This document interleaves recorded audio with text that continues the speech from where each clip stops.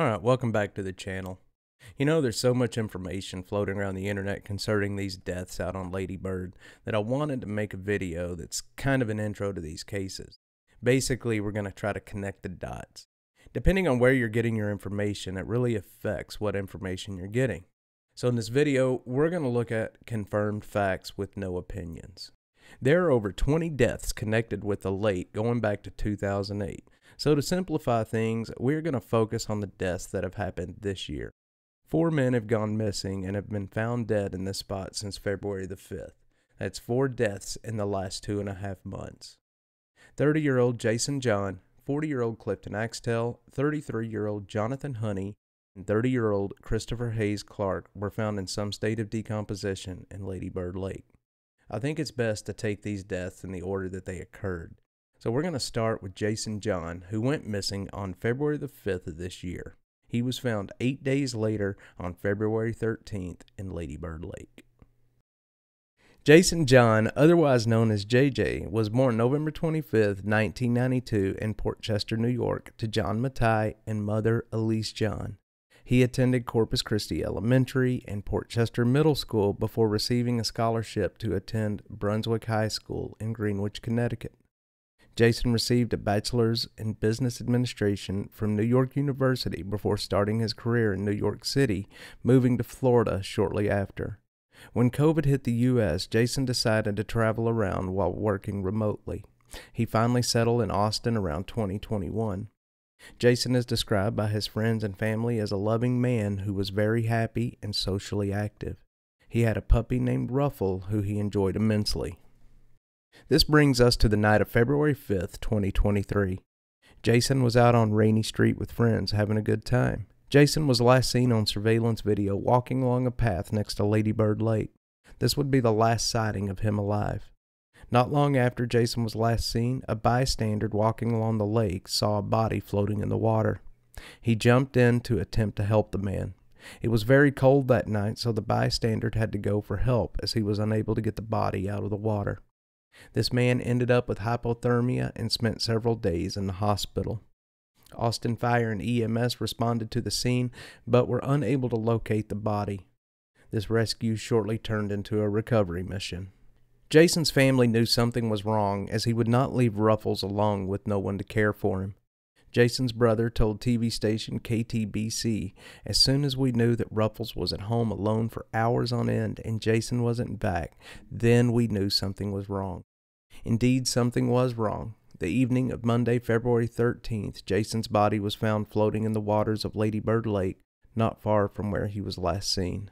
The Travis County ME conducted an autopsy on Jason's body. Their conclusion was accidental drowning.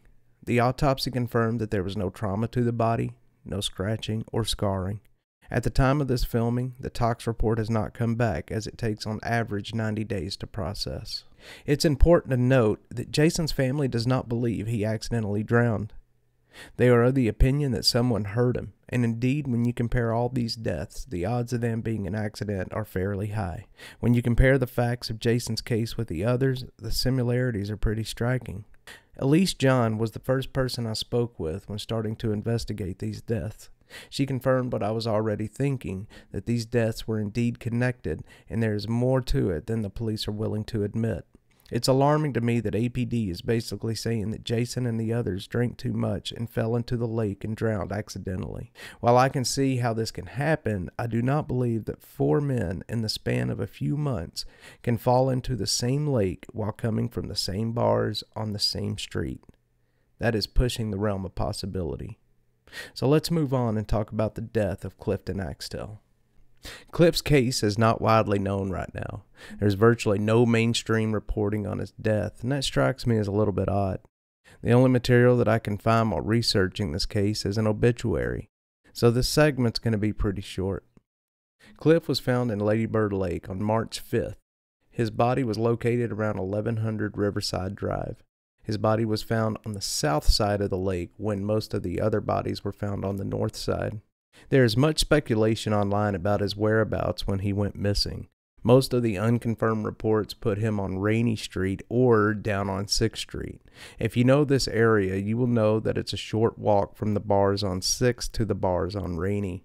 A lot of the partygoers walk between the two areas. Any way you look at it, Cliff was out having a good time when he went missing. An autopsy was performed on his body. The results came back as accidental drowning. We're still waiting on the confirmation of the tox test, as they usually take about 90 days. So again, surprisingly, there isn't much information on this death. Cliff is the one death that has zero information. We're investigating, and we will make an additional video if we're able to find out more. So this leads us over into Jonathan Honey. Jonathan Honey went missing the night of March 31st, 2023 from the Rainey Street area in Austin. He was found in Ladybird Lake the following day, April 1st, 2023.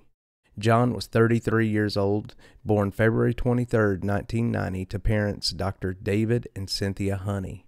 He was born at Griffiths Air Force Base out of New York. John was an active member of the Boy Scouts in his youth. He developed a deep love for the outdoors that followed him into adulthood. John earned a Bachelor of Science in Mechanical Engineering from Old Dominion University and went on to earn a Master's in Systems Engineering from George Mason. He held positions as a defense contractor before going on to become a program manager at Washington Gas. John was visiting Austin from his home in Washington, D.C. to attend a bachelor party. The night of March 31st, he was out on Rainey Street with friends when he came up missing. He was last seen at a food truck on Rainey Street. There is not any known surveillance video from that area that shows how he made it to the lake. However, he somehow made it to the lake and he would be found there the next morning. APD homicide, missing persons, and Lake Patrol units all responded to the scene to investigate the incident. Austin police do not believe there's any foul play in John's death. They are basically saying that he accidentally fell into the lake and drowned, just like all the other ones. APD has released a statement after John's body was found, downplaying anything nefarious in these deaths. They go on to say that they are still investigating and analyzing evidence, but stress that they have found no information to support the allegations of foul play. No matter how you look at this case, the facts are that Jonathan Honey was an avid outdoorsman. He knew how to swim. There's no evidence that he was so inebriated that he could not swim if he did accidentally fall into the water. Again, we are awaiting autopsy and tox tests to confirm exactly how much alcohol and if there were any other substances in his system. We're going to continue to update on this particular case. This leads us to the latest death, the death of 30-year-old Christopher Hayes Clark. The death of Christopher Hayes Clark just happened. I was on scene shortly after the body was found on Saturday afternoon. Christopher was found about a half mile before you reach Longhorn Dam, the eastern edge of Ladybird Lake. This all happened on Saturday, April 15th of 2023. Several callers called 911 to report a body in the water. The address given was the 2700 block of Canterbury Street. Calls came in around 1:21 Saturday afternoon. APD, Austin EMS, and the Lake Patrol units all responded. A water rescue was performed and Christopher was pronounced dead on scene. Early reports that I received were that the body was badly decomposed and had been in the water for some time. This area is very popular with local fishermen. There is virtually no chance that if Christopher's body had been in this spot for any length of time, it would not have been seen. The water in Ladybird flows east to west. Rainey Street is to the west of the location where Christopher's body was located. It's very possible that it took his body some time to float down the lake and end up at the dam. We are awaiting results of APD's preliminary investigation to see when he went missing. This will allow us to determine how long he was in the water. Since this death was just discovered, we are investigating and searching for information. We are awaiting the release of the autopsy and tox test, which is going to take some time as this was just discovered. So where are we at now? I think it's important to look at the demographics of all of these victims. All of these men were around the same age with the exception of Clifton Axtell. Cliff is in his 40s, while all the others are around 30. All of these men had the same look. They looked very similar to each other. All of these men went missing from Rainey Street and all ended up in Ladybird. The odds of this happening are staggering. So let's talk about the Smiley Face killings and how it may connect with these events. The Smiley Face killings is a theory advanced by retired New York City detectives Kevin Gannon, Anthony Duarte, and criminal justice professor Dr. Lee Gilbertson, who is a gang expert from St. Cloud State University.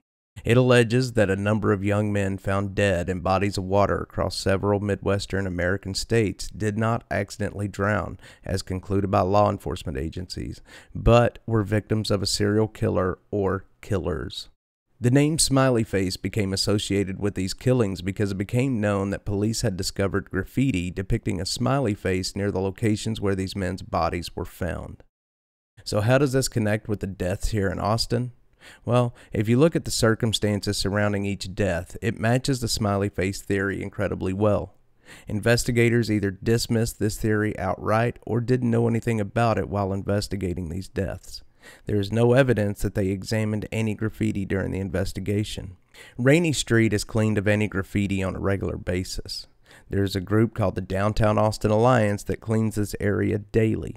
All graffiti is removed, so it's not known if any smiley faces were left. There are a ton of theories floating around online at the moment. Some are outright crazy, and some seem plausible. The one reoccurring issue we're finding is the number of people being drugged in the bars around Austin. Nearly everyone I talk to either says they have been drugged or know someone who has been. This is something I think played a big part in these deaths. So this leaves us with the future. Where do we go next? All we can do is continue to dig for information. I have several Freedom of Information requests out, hoping that the city will release as much information as possible. We will see. In the coming days, I'm going to be releasing individual videos on these men where we dig into each case separately and look at the specifics. Stay tuned, as each day it seems new information's coming out. So thanks for watching. Please like and subscribe, as this really does help us make these videos. Until next time, thank you very much.